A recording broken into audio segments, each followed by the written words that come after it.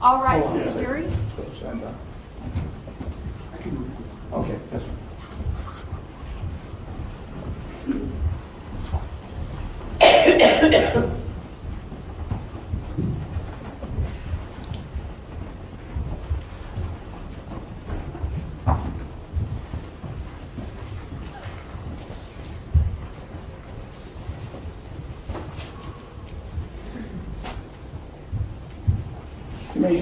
You may be seated. You may call your next witness. Thank you, Your Honor. The state calls Dr. Joseph Velo. Raise your hand, Doctor. You solemnly swear you'll testify to the truth, the whole truth, and nothing but the truth, and this you do, as you shall answer to God, with pains and penalties of perjury. I will. Good afternoon, Doctor. Hello. You testified before, I assume? Yes, I have. You know about the microphone in the chair. Yes, I do. I don't have to repeat that. Go ahead. Thank you, Your Honor. Good afternoon, Dr. Velo. Hello. Please state your full name, spelling your last name for the court reporter. Joseph Andrew Felo, F-E-L-O. And sir, by whom are you employed? I am a forensic pathologist and the Chief Deputy Medical Examiner for Cuyahoga County Medical Examiner's Office here in Cleveland, Ohio. And how long have you so been employed with the Cuyahoga County Medical Examiner's Office?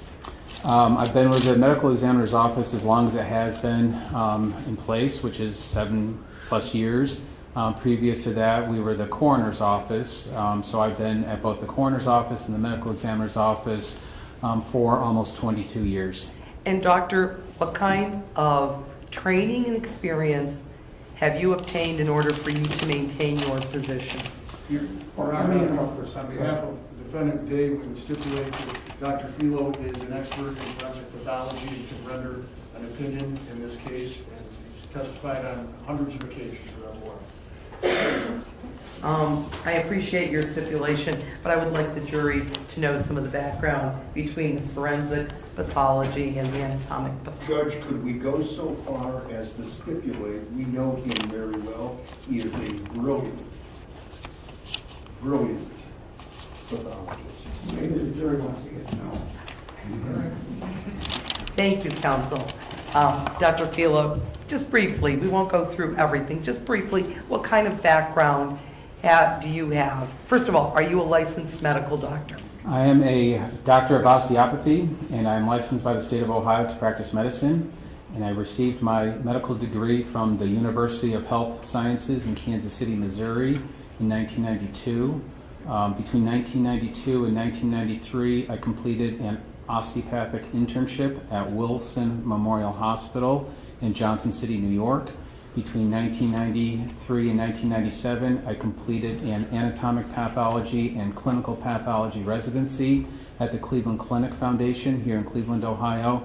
And between 1997 and 1998, I completed a forensic pathology fellowship at the Cuyahoga County Coroner's Office, also here in Cleveland. This is the moment the prosecution is building the doctor's credibility brick by brick.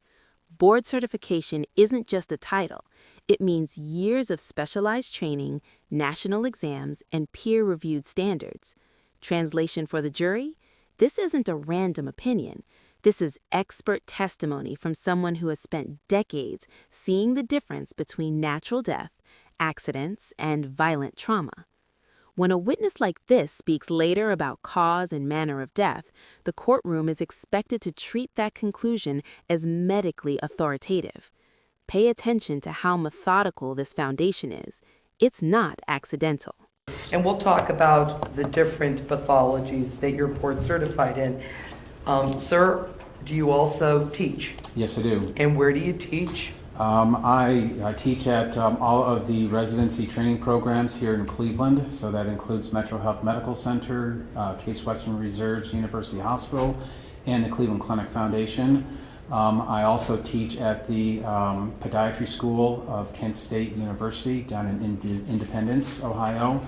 I also am a coordinator for the EMS and first responders. There's an education symposium that I host twice a year at the medical examiner's office. And I teach every day because I am the Forensic Pathology Fellowship Program Director, so it's part of my responsibility to teach doctors who are anatomic pathologists in order to become forensic pathologists. And Dr. Filo, have you also been responsible for participating in presentations and in authoring articles with in the different areas of forensic pathology and or clinical pathology? Yes, I have. And sir, approximately how many autopsies have you done? I have done 3,919 as of this morning. And how many times have you testified in court, sir? 189 times. And in those 189 times, were you deemed an expert in forensic pathology? Yes, in all of them. All right. And doctor, you indicated the difference between the coroner's office and the medical examiner's office. What is the difference? Both the coroner and a medical examiner is responsible for evaluating dead patients in order to determine their cause and manners of death. The big difference is that a coroner is elected by the population that they serve, whereas the medical examiner is appointed, in this case, or in our county, it's by Mr. Armand Budish, who is the county commissioner. And Dr. Filo, with regards to pathology, what is pathology?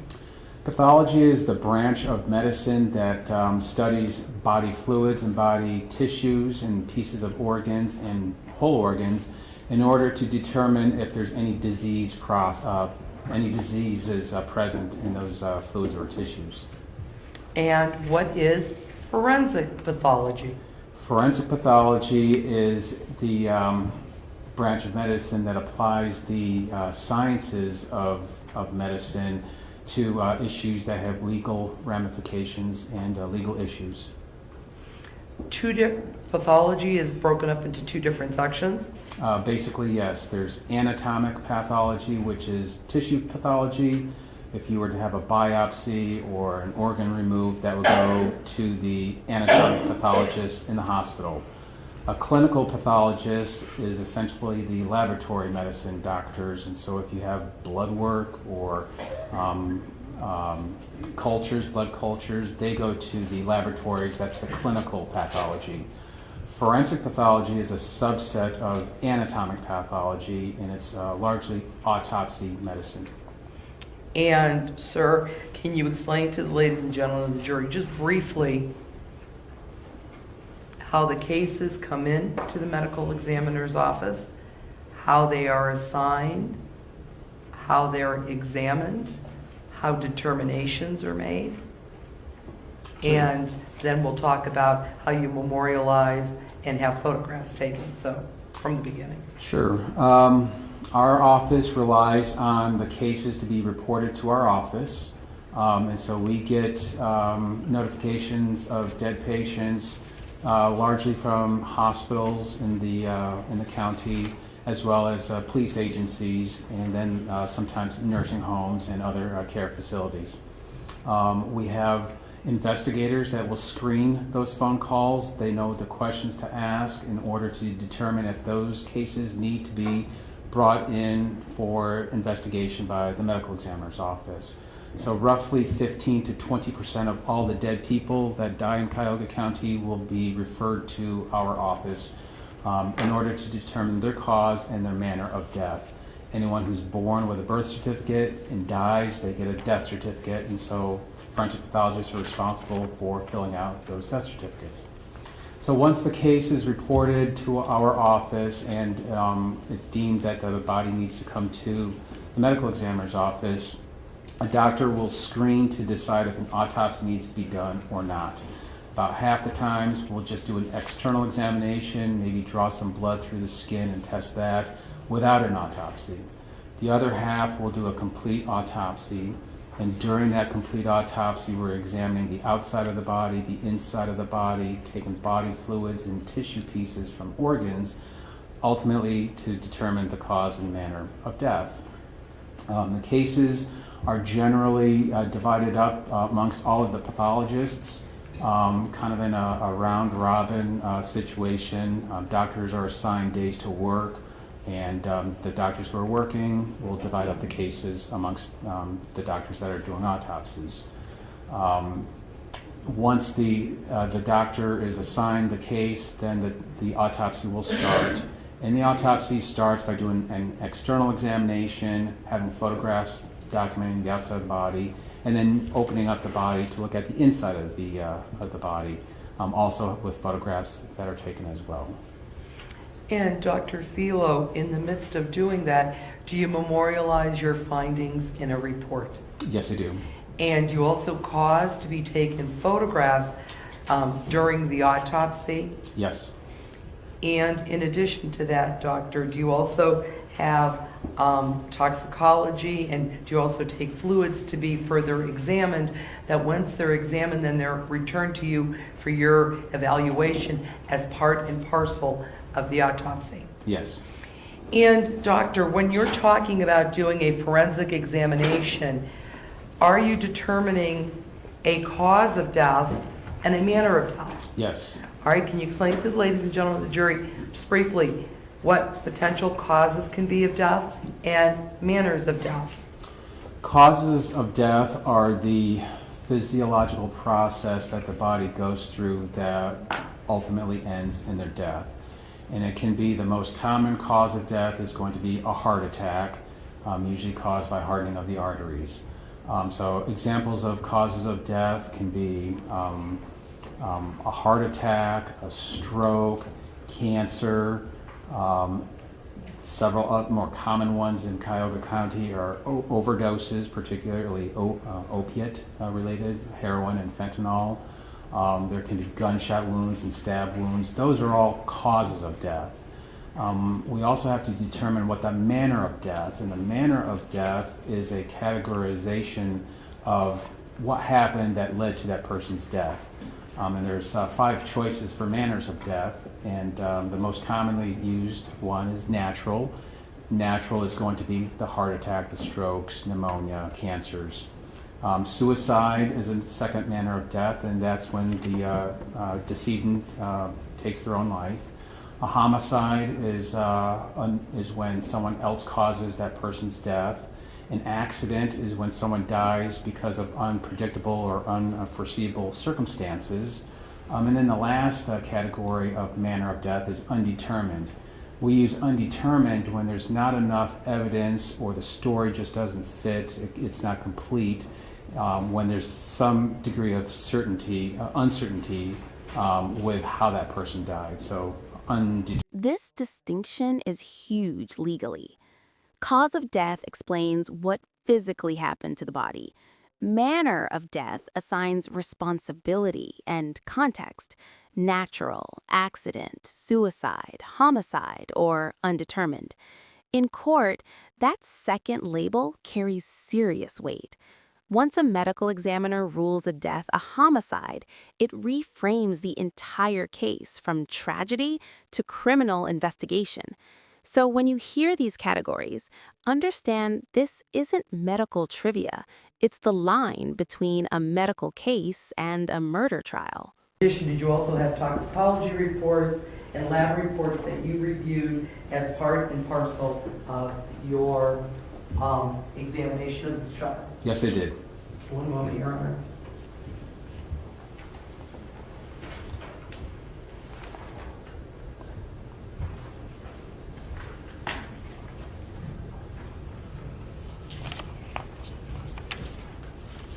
Your Honor, may I approach? You may. Dr. Filo, handing you what's been previously marked State's Exhibit 132, 133, 134, and 135. I'd like you just to take a moment to review those documents, please.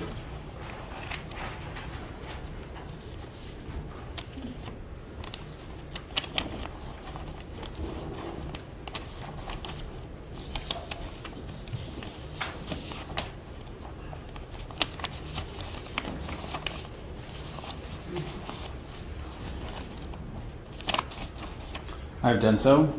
All right, starting with State's Exhibit 132, can you just identify the documents for me?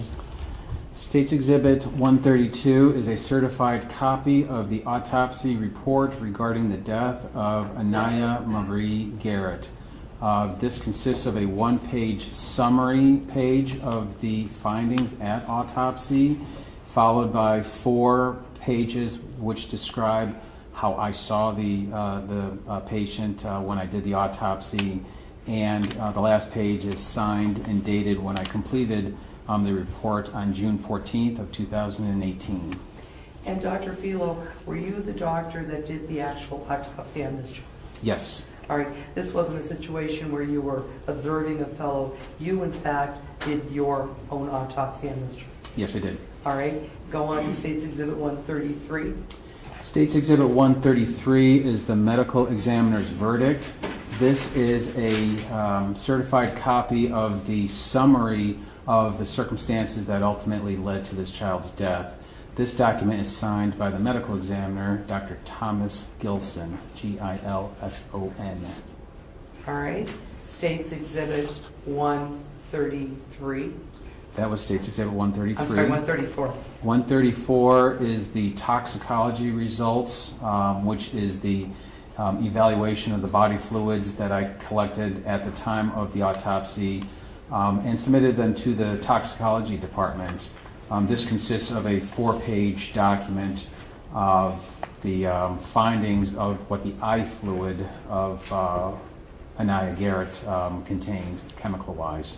All right, and we'll talk about that in a minute. And State's Exhibit 135, sir.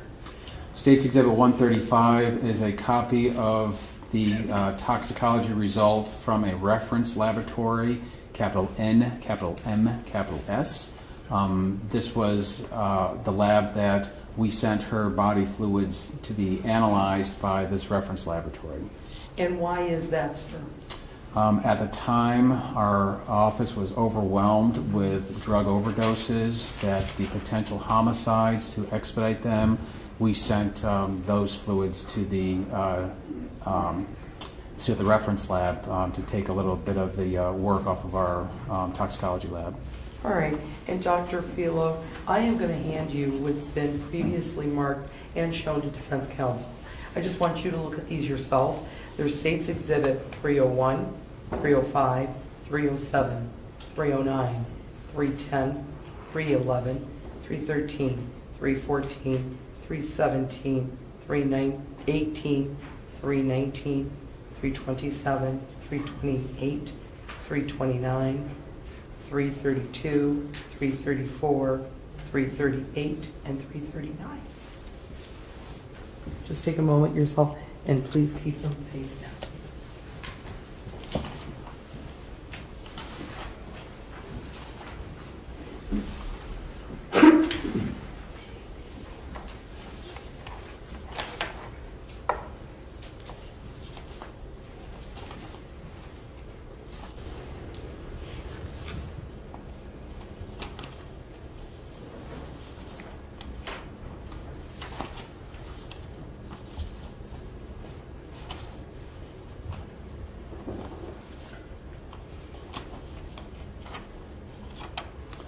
I've done so.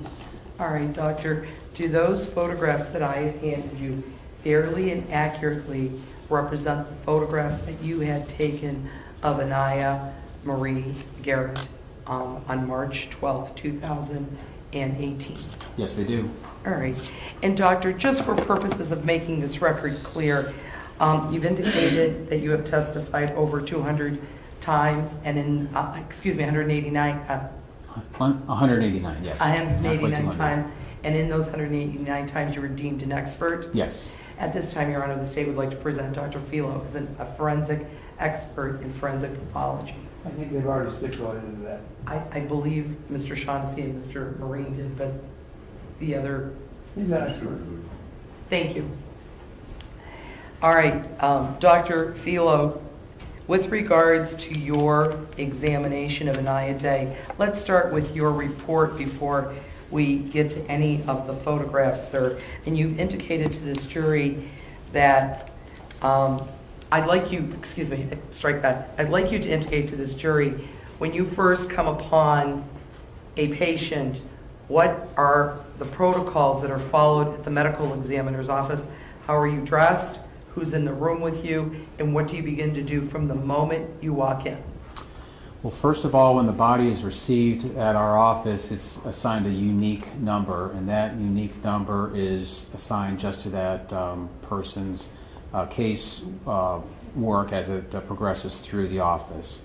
Once the body is received, several photographs are taken to document how we received the body. So typically the body will come in a body bag. So the first photograph will be a zipped up body bag. We unzip the body bag to see what's on the inside and take a photograph of that. And then several other photographs are taken as we remove the body from the body bag. Depending on where the body comes from, they may be clothed, partially clothed, nude, perhaps in a hospital gown. If there's any suspicion for violence, oftentimes their hands and or feet will have paper bags on them to preserve evidence. All of that is documented photographically.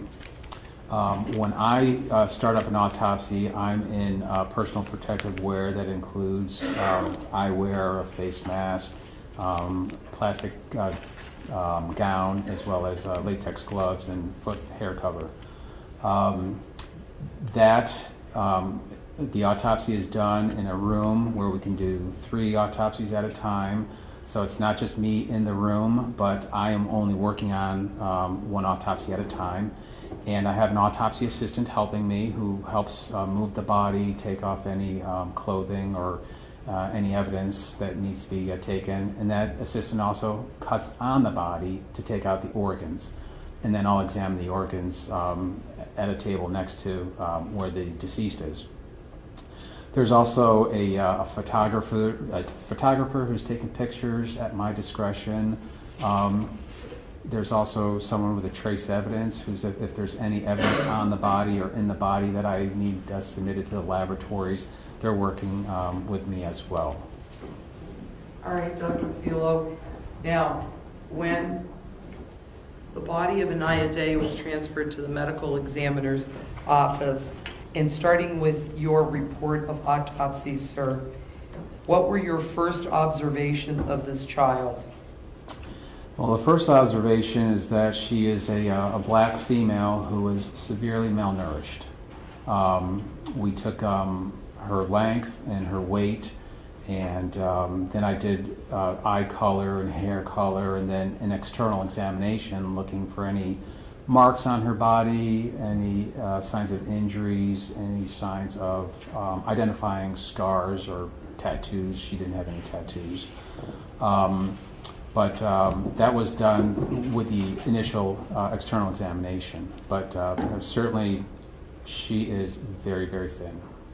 And Dr. Filo, so what were your findings with regards to how tall was she, how much did she weigh, and at that point? She is a 4-year-old girl, and she measured 40 inches in length and weighed 26 pounds.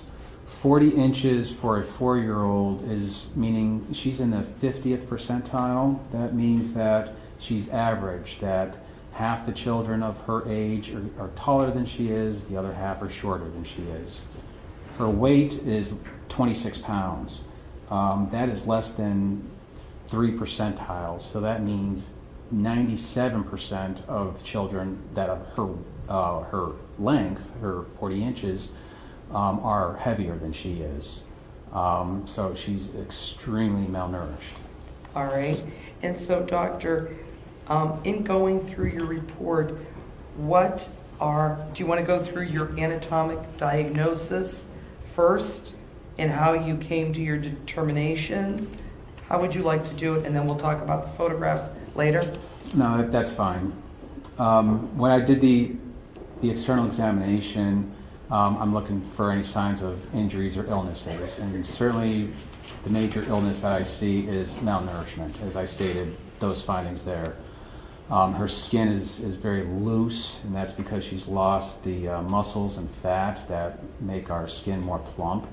And I can see her underlying bones.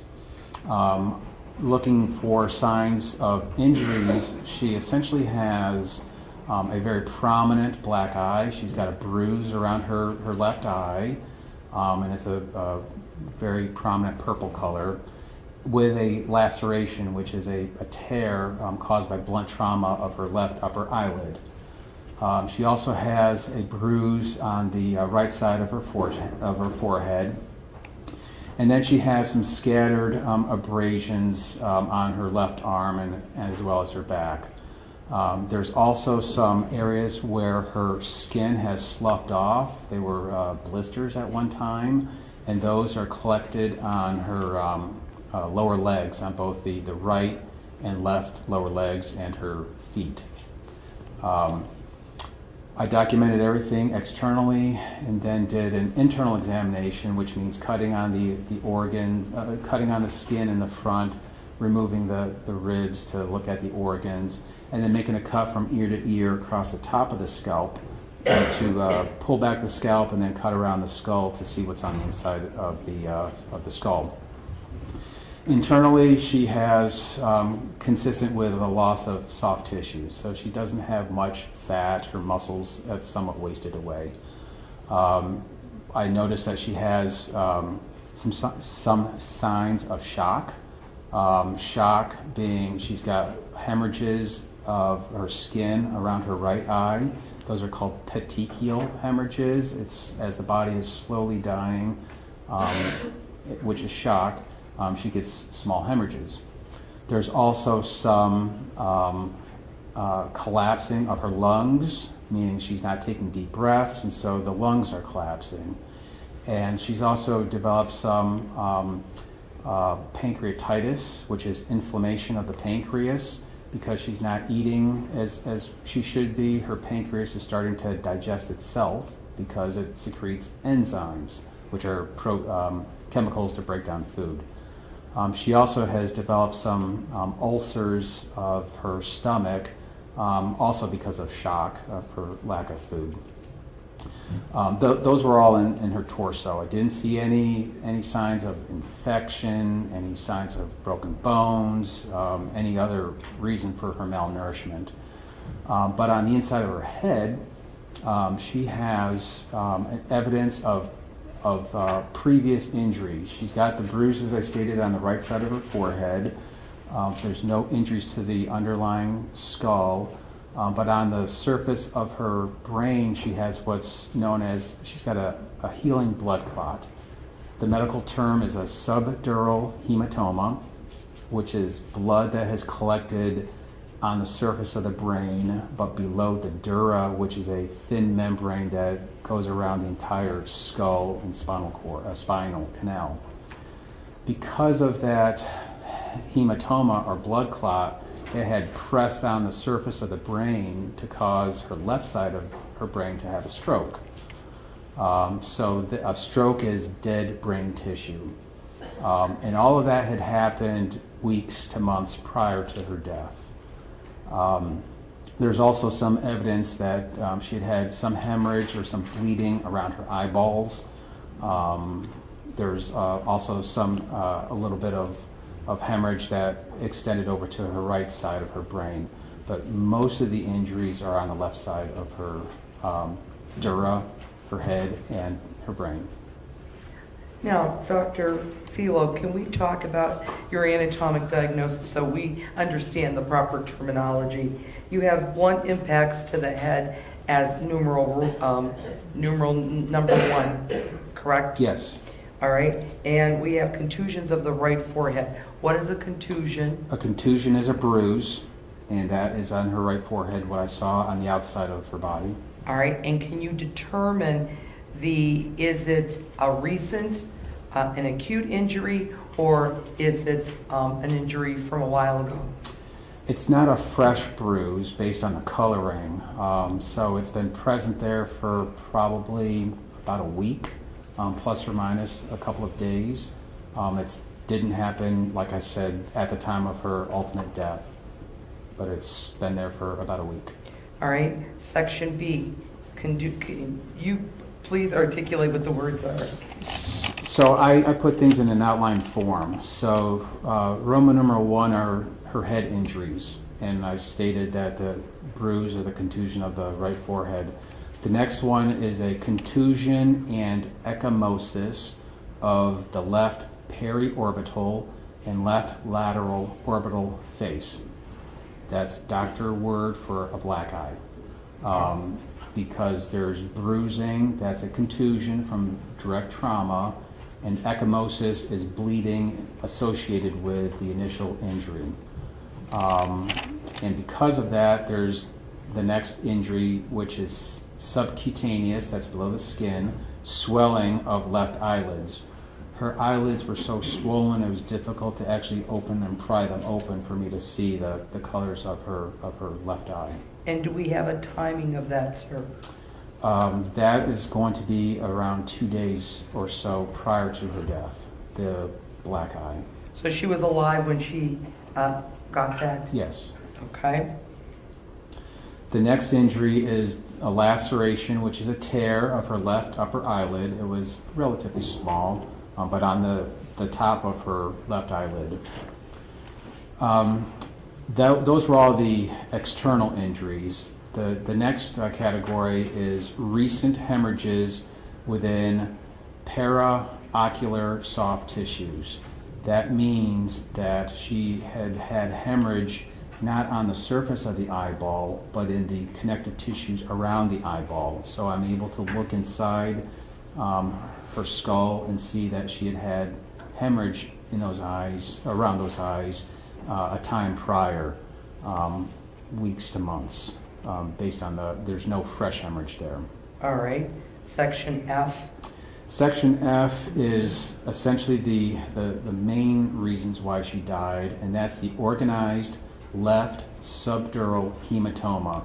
That means a hematoma is a blood clot, and organized. This is one of the most devastating parts of the testimony. The injuries didn't happen all at once. The doctor is describing a timeline, weeks, possibly months of trauma. That means this wasn't a single moment of violence. This was ongoing suffering. From a legal perspective, that pattern matters. It supports arguments of prolonged abuse and neglect rather than a one-time incident. From a human perspective, it raises a brutal question. How many chances did someone have to intervene and stop this? Deal itself with that. Because of the nature of that blood clot, it had been present there for weeks to months prior to her death, because of how the tissue is healing off that hematoma or blood clot. As I stated, the blood clot, when it's blood that's in the on top of the brain, and the brain is very snug within the skull. As the blood clot expands, it presses on the brain, and that caused secondary complications, which I list as subacute cerebral infarctions in the distribution of the left anterior and the left posterior cerebral arteries. That is doctor terminology for a stroke that has happened fairly recently, and it still hasn't gotten down to a complete scar. So there's still the body is remodeling and trying to wall off how far the stroke is. And the stroke is essentially on the front portion of the left brain and the back portion of the left brain, just on the left-hand side. And doctor, you said fairly recently. What do you mean by that? At a minimum, this is 2 weeks that the stroke has been there. It could be going on for several weeks, beyond 2, even up to several months. Okay. Number 2. There's the next complication of the subdural hematoma is cerebellar Purkinje, Purkinje, cell loss. Those are neurons in the back part of the brain that have essentially died off because of the lack of oxygen to the brain caused by that bleeding that did not allow blood to get into the brain and cause the stroke.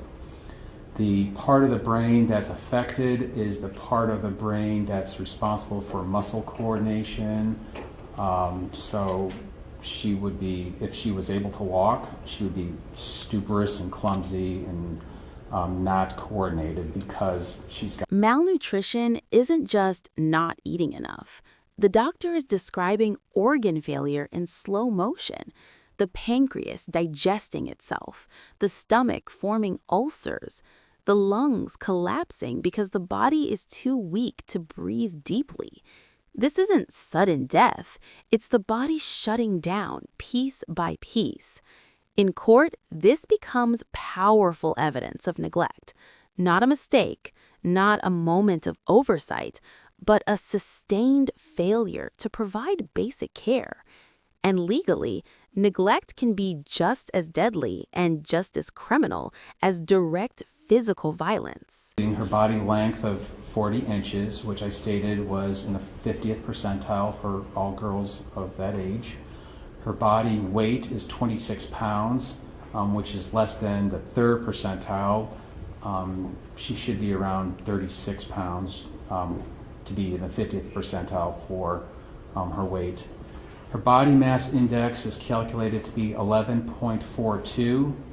Ideal is between 18 and 25 or so, so she's severely malnourished, way below the 18. I list she's got loose, wrinkled, and redundant skin.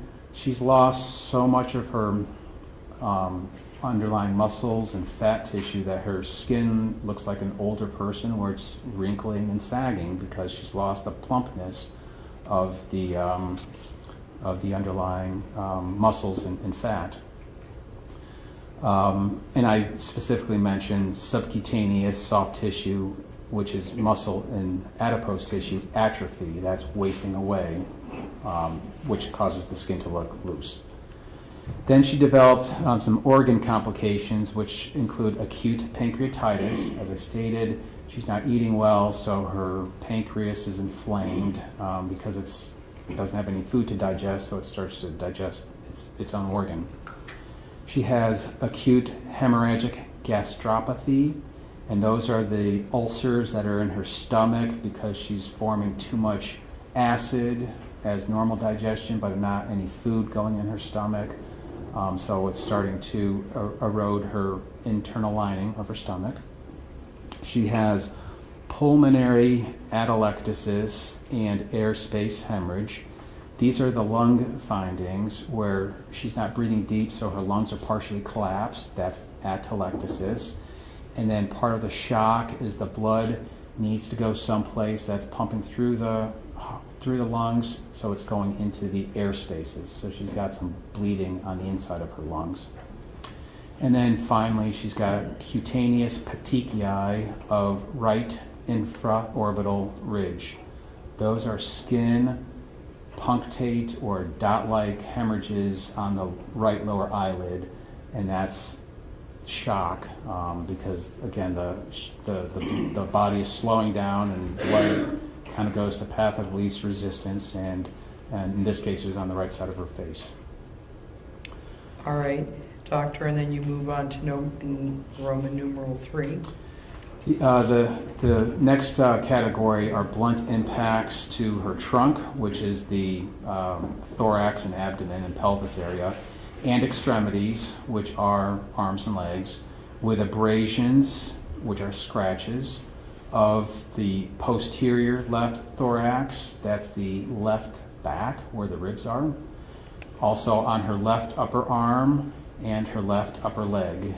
These are minor injuries, but they're on her body, and so I document what they are and where they are. Roman numeral number 4. These include the multifocal, meaning that they're in various areas but clustered areas of skin slippage of undetermined etiology on both lower legs and her right foot. As I described, she's got what appeared to be blisters at one time that had popped. The fluid had come out, and so now I just see them as losses of skin on her lower legs and her right foot. And I'm not sure exactly where they came from. I can't tell scientifically or pathologically what caused those. Roman numeral 5. Roman numeral 5 is a superficial cutaneous ulcers of both lower legs. These are the beginnings of bed sores that are forming on her lower legs. And doctor, before we get to the cause and the manner of death and your other conditions, you then, you've done an external examination, then you go in and you do an internal examination. And what are your findings with regards to, well, first of all, let's start on page 1. Your external and internal evidence of recent injury. Can you talk to us about that? I found that she's got the injuries, and I sort of categorize them where they're located. So she's got 5 injuries on her head. She's got 1 area of injuries on her thorax or her left back, and then she's got 6 injuries scattered on her arms and legs. Beginning with the head, and the numbering and how I identify them, they do not indicate that, because they're on the head, they happened first or longest before she died. It's just how I go from head to toe to categorize everything. So on her head, she has 5 areas of injury, and this is where I'm more specific about size and color and shape and where they're located. And I described the first one as a 1.5 by 1.25 inch pink, tan, and gray contusion, which is a bruise, in the medial, which is in the mid portion or the central portion of the right forehead. The next injury is how I describe her black eye of her left eye. The color, the size, it's 3 inches by 1.75 inches. And there's also a 1/2 inch superficial laceration, which is the tear of the left upper eyelid.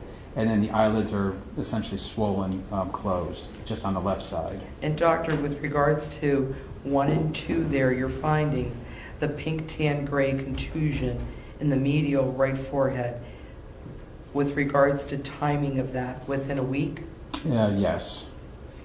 And with regards to your second, your 3 inch times 1.75, mostly purple contusion, the black eye that we talk about, that is less than 2 days? Yes.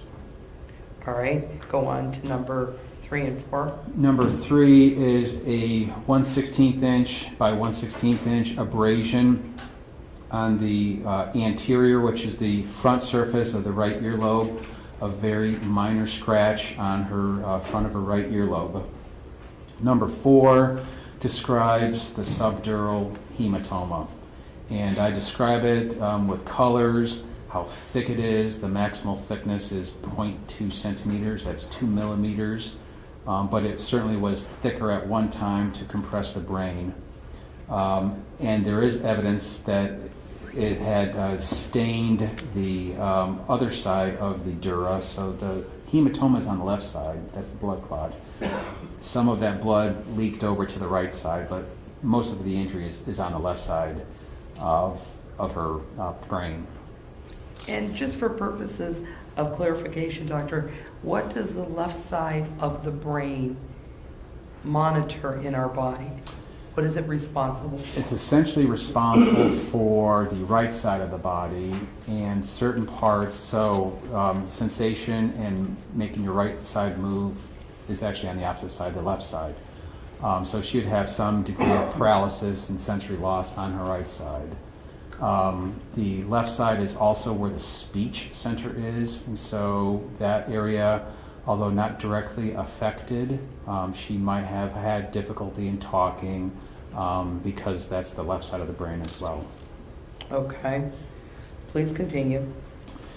The 5th injury of her head is the description of her strokes. And as I described, they're on the left side of her brain, and I described the location where they are and in the front portion as well as the back portion of her left hemisphere, which is the left half of her brain. All right, and then you move on to the trunk and the extremities Yes. in your findings. So these are all relatively minor injuries on her body. On the trunk, I described, in the trunk is also the torso. I described multiple abrasions. They're gray and tan, and they're on the skin of the posterior, which is the back, the left lower thorax, which is still where the ribs are, and they're in an area of 3 inches by 1 inch. And these abrasions are sort of on the surfaces of the ribs, and they're just from her brushing against a solid surface or something rubbing against her back. They don't cause any internal damage underneath her. That's the only injury of her torso. On the extremities, she's got 6. And they include a 1/8 inch by 1/16 inch yellow and gray abrasion, which is a scratch on the posterior, which is the back, left upper arm, so near the shoulder, but the tricep area, a 1/8 inch by 1/16 inch abrasion. She has 3 areas of skin slippage. These are the areas that were blisters at one time on her outer portion of her right lower leg and her outer portion of her right foot, and these are in an area of 4 3/4 inches by 2 1/2 inch. So essentially, it's between the knee and down to the little toe on the outside of her right leg. And doctor, based on your training and experience, this skin seepage, how does it cause to be? Well, based on the color, there's something that came in contact with the skin that irritated the skin. So this could be just because she's lying in a moist environment and it's causing the skin to break down. It could be a burn from either a contact, something touched her, or fluid, although it doesn't really have a fluid pattern. Or it could just be if someone was rubbing her to clean her skin. You can just slough off the skin if you rub, because her skin is very thin to begin with. So well, not doctor, to begin with, but at the time of her death. Doctor, if this child was lying in a bed full of urine and her leg had been sitting there marinating for days, could that have affected it? Yes, that could be a reason why she's got those blisters. All right. Please continue. Moving over to the left leg, she has another small, she actually has 2 small abrasions. One is 1/16 inch by 1/16 inch, and that's on the back outside of her left upper leg near the hip. She's got another one abrasion, which are scratches, 1/4 inch by 1/16 inch in the same area of her left upper leg. And then she has a third abrasion that's also 1/8 inch by 1/16 inch, also on the outer portion of her left thigh as well. And then I described that she has at least 6 similar of those blisters that were on her right side. She's got at least 6 on the outer portion of her left leg in a larger area. These are 7 1/4 inches by 1 1/2 inches. And doctor, after you conduct your external examination, just briefly, did you have any findings with regards to your internal examination of this child's organs? Well, as I stated, most of her organs, they're normal. They're a little underweight because of her malnutrition, but her lungs were collapsed, her pancreas is inflamed, and she's got the hemorrhages on the inner lining of her stomach. She does have some fluid that's in her stomach as well as in her intestines. It's not a whole lot, but there was some that was in her stomach and intestines. But there's no congenital or birth defects. There's no other signs of direct trauma to any of her abdominal or chest organs. just as I described, complications of malnutrition. And doctor, once you conduct your internal examination, do you also follow that up with microscopic evaluation of the organs? And can you tell the ladies and gentlemen of the jury why you do that and what your findings were with regards to Aniya? Yes. Part of a complete autopsy is not only to examine the body with our naked eyes, but we use the aid of a microscope to look at various tissues to help confirm suspicions that I was thinking at with my naked eye. And so I look at all of her organs, looking to see if there's any complications or confirming my suspicions. And so I looked at all of her organs, and the lungs looked like there might be some pneumonia present. It wasn't pneumonia underneath the microscope, it was just the hemorrhage, the bleeding because of the terminal or near-death shock.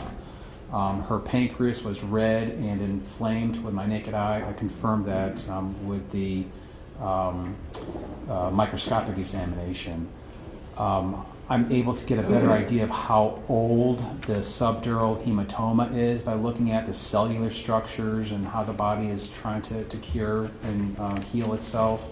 I'm able to get a better idea of the extent of her strokes, how long they've been present. All of that is more of examination of the tissues underneath the microscope.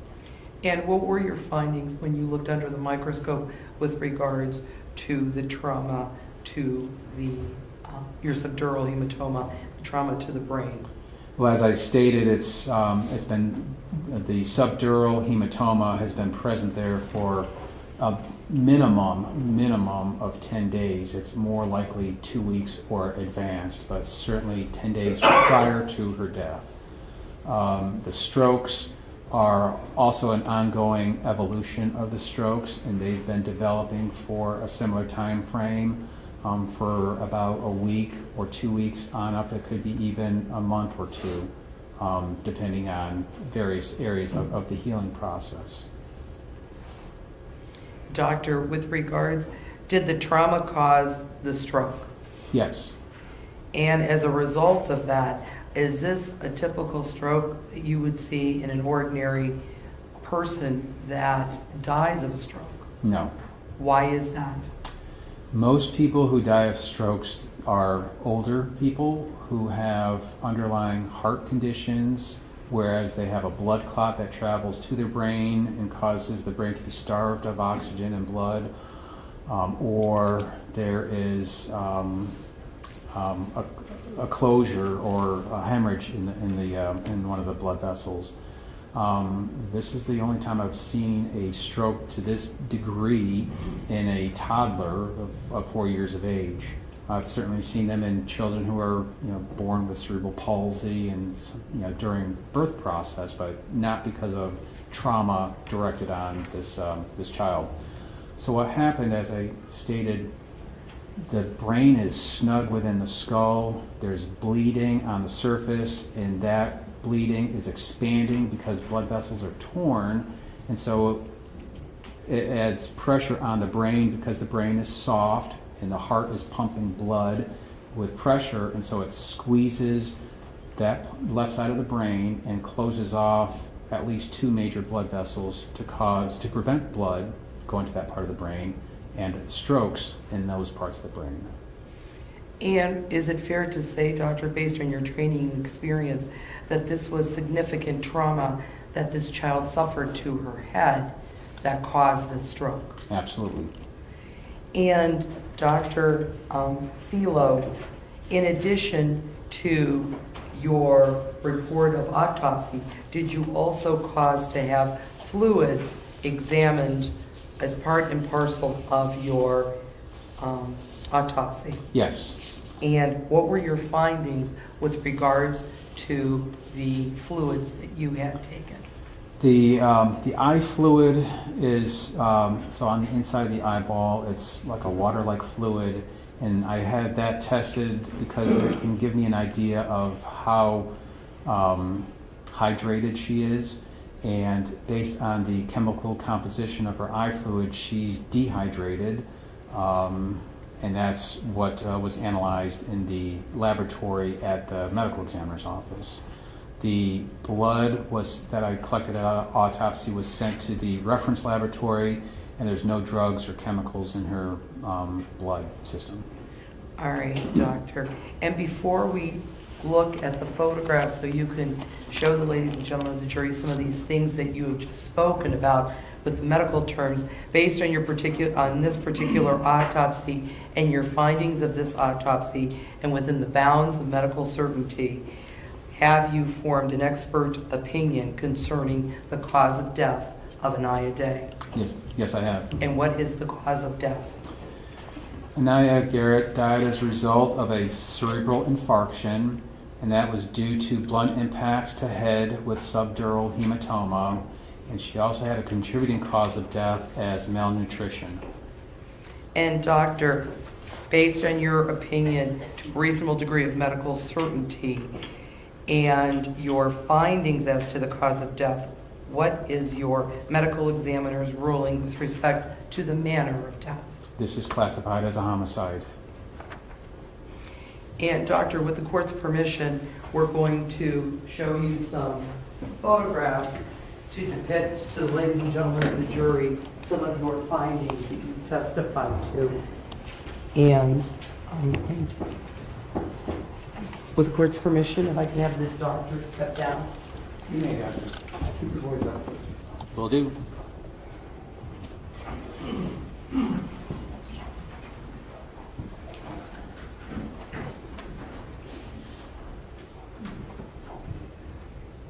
Don't worry about me.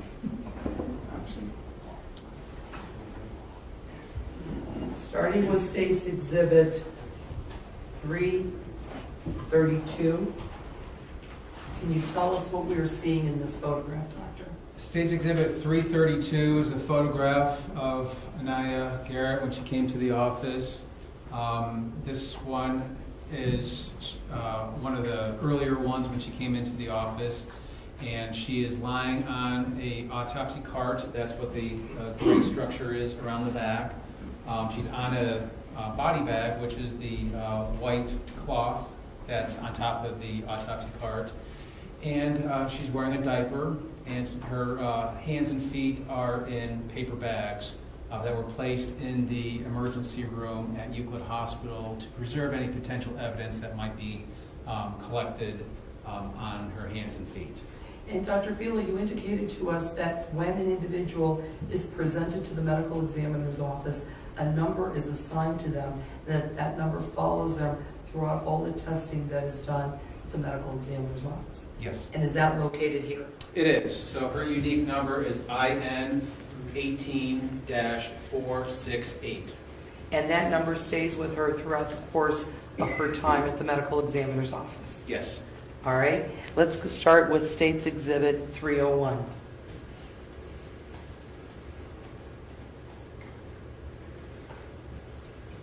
State's Exhibit 301 is a photograph of Aniya Garrett, and she has been taken off of the body bag. Didn't really need to wipe off her face because it was already clean, but we oftentimes will have a photograph that is dirty, meaning how we receive, and then one that we clean off any blood. She didn't have any blood on her face.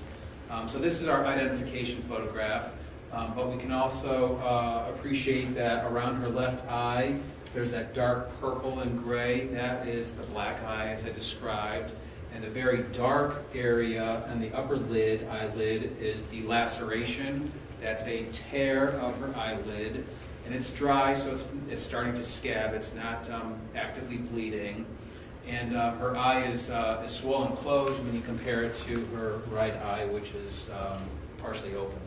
And doctor, can you explain to the ladies and gentlemen of the jury about rigor mortis and lividity? Rigor mortis and lividity are two processes that the body goes through when we die. Rigor mortis is the stiffening of the muscles, and livor mortis is the settling of blood towards gravity. So rigor mortis, when we die, all of our muscles are going to become stiff, and they sort of become loosely stiff on up to being fully and completely stiff. and then they dissipate and go back down to being loosely stiff, and then finally we lose rigor mortis after about a day and a half of the time from death until a day and a half afterwards. The lividity, which is the blood settling, when the body dies, the heart stops pumping blood, and so blood is going to settle towards gravity. In some of the photographs, there may be some dark discoloration towards her back. That's because she's been lying on her back, and those are lividity. That's not trauma, and I'll point those out if they become an issue. All right, let's move on to State's Exhibit 305. State's Exhibit 305 shows an overall depiction of what Aniya looks like. It pretty much shows that there's malnutrition. Her ribs are fairly prominent. Her stomach should be a straight line from her stomach down to her hip bones. You can see the hip bones as well. So she's lost all of her fat that's underneath her skin. Her skin of her knees and her joints are somewhat prominent, and those are because the soft tissues around them have loosened up there. There's a couple of injuries on her left shin that are noticed there as well. Those are those areas that the skin has sloughed off from blistering. Moving on to State's Exhibit 307. State's Exhibit 307 depicts the contusion, which is the bruise of her right forehead. It's somewhat faint, and it's just above the right eyebrow. And because of the faintness, that's why it's not a fresh bruise. It's been present there for about 7 days or so from her time of injury to death. There's also the small hemorrhages on the lower right eyelid. These are the shock hemorrhages. As I said, when she's going through shock, there's little hemorrhages in the lower right eyelid. And doctor, forgive me, but what do you mean that she is going through shock at this point? This is a slow death, so she didn't receive the injury and then die. She lingered for a while, and because of her brain having a stroke, the brain tells the body how to pump blood and how to eat, how to take in food. She's not able to do that, and so her body is slowly withering away, and as the body starts to die, you lose blood pressure because you don't have sugar in your blood, and that's what shock is. And so she gets low blood pressure. Her organs are starting to revolt against her. Her pancreas is starting to digest itself. The stomach is doing similar there. So it's a gradual process. That's what shock does. This is a gradual death. State's Exhibit 309. State's Exhibit 309 shows the configuration of her left eye injury, and it depicts the purplish gray discoloration. That's the bruise, the swelling, the eyelids are swollen closed, and then the darkest area of the upper eyelid is the laceration, which is from a blow to the left eye. It's not bleeding, it's dry, it's starting to scab over. State's Exhibit 310.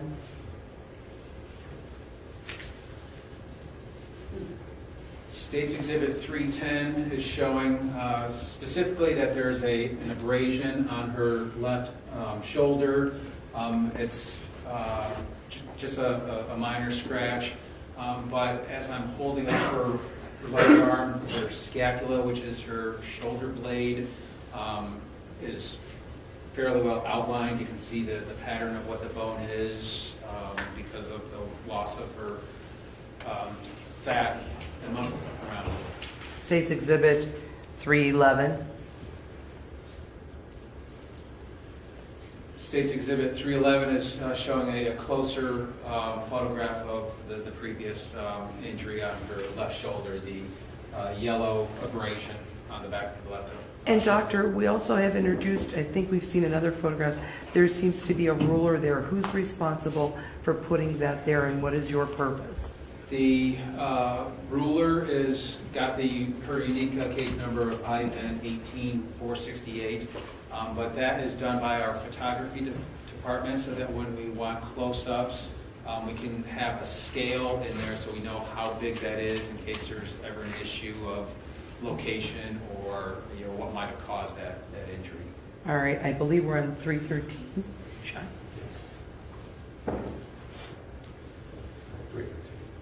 All right, 313. What are we seeing in this photograph, sir? State's Exhibit 313 is depicting the ulcers of her left hip. So there's 3 of them that I described, and they're in the photograph. This shadow here is the head of her left femur. Normally it should be smooth, but there's that shadow there because she's lost the fat of her fanny, of her rear end there. But these are they're abrasions or ulcers starting to become bed sores. State's Exhibit 314.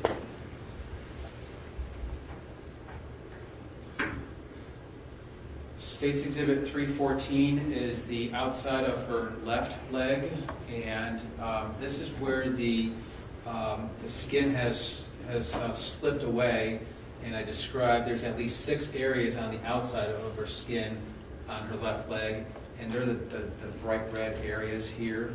At one time the skin was intact, but now it's broken down to show the superficial layers of the skin.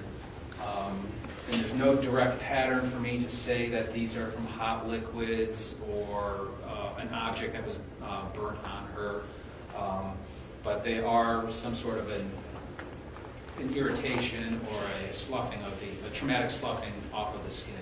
State's Exhibit 317. State's Exhibit 317 shows those similar sloughing of her skin on her right lower leg and her foot of her right leg. Again, they're from her ankle area down to her right foot. No definitive pattern, so I can't say exactly what caused that, but it happened while she was alive and her skin has started to wear away. State's Exhibit 318. State's Exhibit 318 is a photograph of Aniya's backside, and I think this one shows clearly that she doesn't have the robust rear end, the rounded fanny, because she's lost her underlying muscles and soft tissues, so that the skin is now wrinkled and kind of redundant, and the humps that we actually see of her rear end are her pelvic bones because she's lost the gluteus muscles. State's Exhibit 319. State's Exhibit 319 is the back of Aniya, and what you see going across the back are all of the vertebrae. These are the individual bones of the spine. They're prominent, again, because of the loss of her soft tissues. But there's also some scratches, some abrasions, as I described, on the left lower back, as well as in the center portion of the back. These are older scratches, and they're in a line-like pattern, probably because they're over ribs, and because her ribs are so close to her skin that there was some relatively minor trauma that scraped and left those abrasions on her back. State's Exhibit 327, sir. State's Exhibit 327 is the inside of Aniya's brain, and for orientation purposes, where I'm standing, that's where the face is going to be. Her hair up the back of the scalp is towards your right, and the skull has been taken off. And so when we take the skull off, there is a membrane. It's really hard. It's like hard plastic. That's the dura. That lines the inside of the skull, and that's what I have folded over. Normally it should be a whitish gray pink color. Hers on the left side is a yellow and some areas of red, and that's hemorrhage. That's a blood clot, and much like when you bruise on the skin and it turns brown and yellow as it heals, it does the same thing on the inside of the skull, of the dura. And so this is old hemorrhage that has been healing, and it has left some staining on her brain, which is the bottom portion of State's Exhibit 131. What is the number on there, Sean, for a minute? State's Exhibit 327. 327. Dr. Philo, with regards to the side of the brain that's exposed, the gyride, does that tell us something too when you are examining that? Yes. So there's no direct injury to the brain, meaning that when she received this blow or blows to the head, it was enough to damage the blood vessels but not directly impact the brain. So there's no direct trauma to the brain. Unfortunately, there was bleeding in that closed area, and that caused pressure on the brain. So the convolution pattern of the brain, it's normal. It kind of waves and wiggles around. They're fine from this level here. There's no swelling of the brain, so there's no direct trauma other than the yellow staining on the front portion. All right, State's Exhibit 328.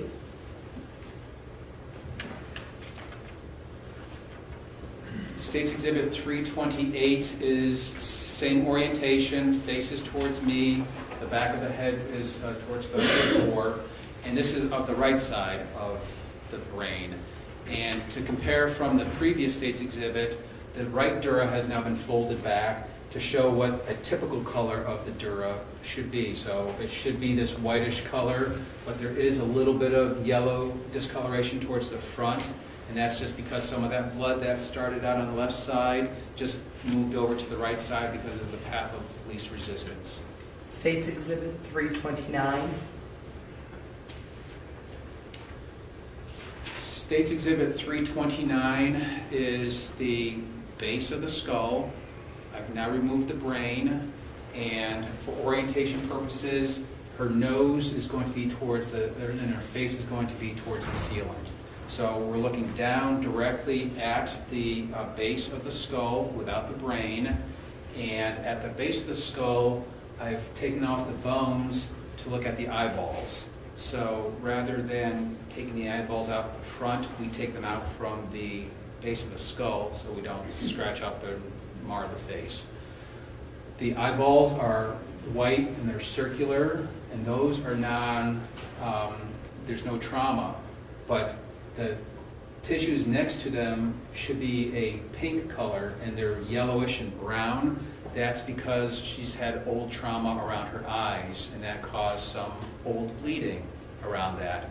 So the reason why old bruises turn yellow and brown is because there's iron in blood, and iron, like rust out in the environment, it breaks down and gets a rusty color. So that's why in the tissues they're going to be yellowish and brown. That's old blood. So this is just showing that there's old trauma around her eyeballs. All right, State's Exhibit 332. State's Exhibit 334 Okay. is of her stomach. So the esophagus, which is the food tube, is up on top. The stomach is now been opened, and most of the lining of the stomach is normal, kind of the tan color, but it's these dark red areas. Those are the ulcers or the areas of hemorrhage because of the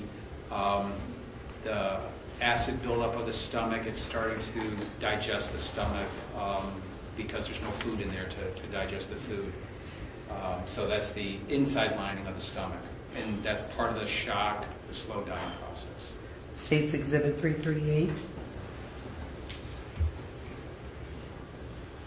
State's Exhibit 338 is a cross-section of the brain, and imagine I am looking away from you folks, and you're making a slice right through my brain and put it up there. This is the same orientation. So as you're looking, left is on your left, right is on your right. And this is a slice essentially taken right in the center from the ears straight down. So looking at the right side of the brain, this is normal where you have white in the center and then this ribbon going all the way around, that's the gray matter. It's a nice uniform pattern, and it's got a tan or pink color. On the left side, there's areas where the ribbon, the gray matter is preserved, but particularly up near the top, you can't even see it. That's because of the stroke. Down in the lower portion is also an area of the stroke, and then in the deep recesses of that gray matter is also parts of the stroke. This is not a direct trauma stroke. This is because of a lack of blood flow to the brain type of stroke. State's Exhibit 339. And State's Exhibit 339 shows a close-up of the most severe portion of the stroke, which is the top and the front portion of the left brain. And again, following the normal on the right, where the gray matter is uniform, it dissolves so you can't even see it, and kind of comes and goes in different areas. That's because that area of the brain has died off and will not be able to grow back. The brain doesn't regenerate itself. All right, and lastly, I think let's just go back, you may have already testified to State's Exhibit 32, but I want to make sure.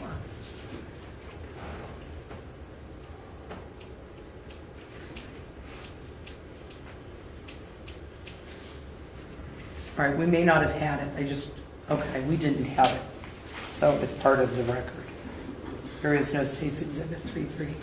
All right, Dr. Fila, you can resume the witness stand.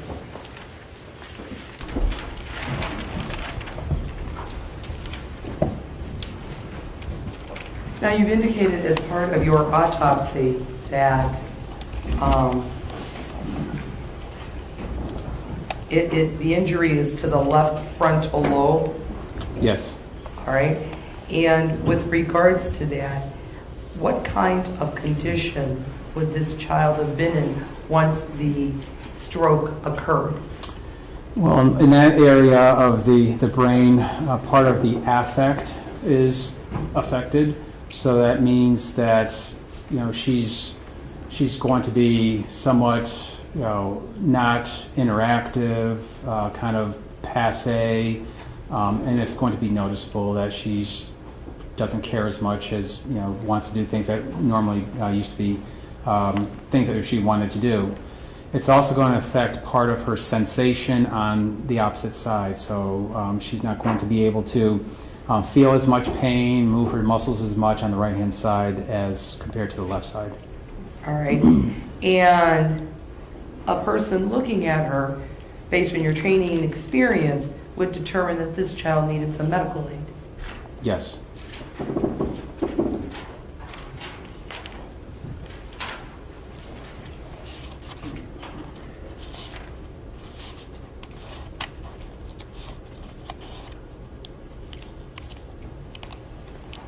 And doctor, based on your training and experience in the autopsy that you did of Aniya Day, did you find that she suffered from chronic physical abuse and neglect? Yes. Yes, I did.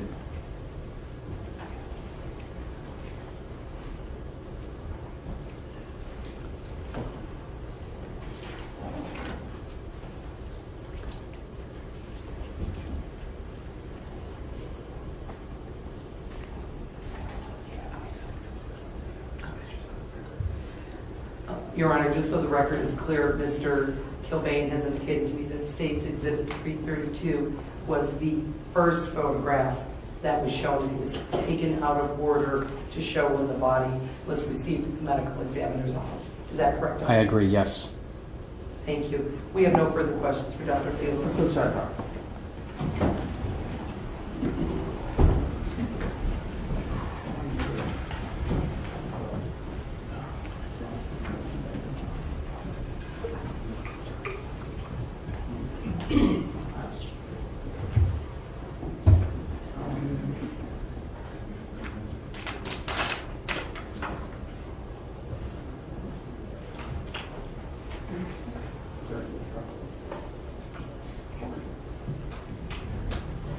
Okay, we're going to recess for the day.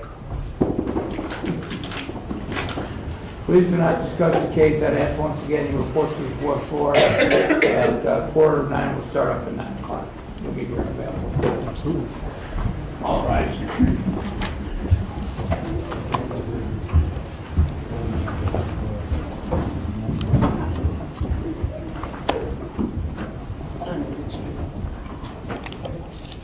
You gotta find out about that other person, Sean.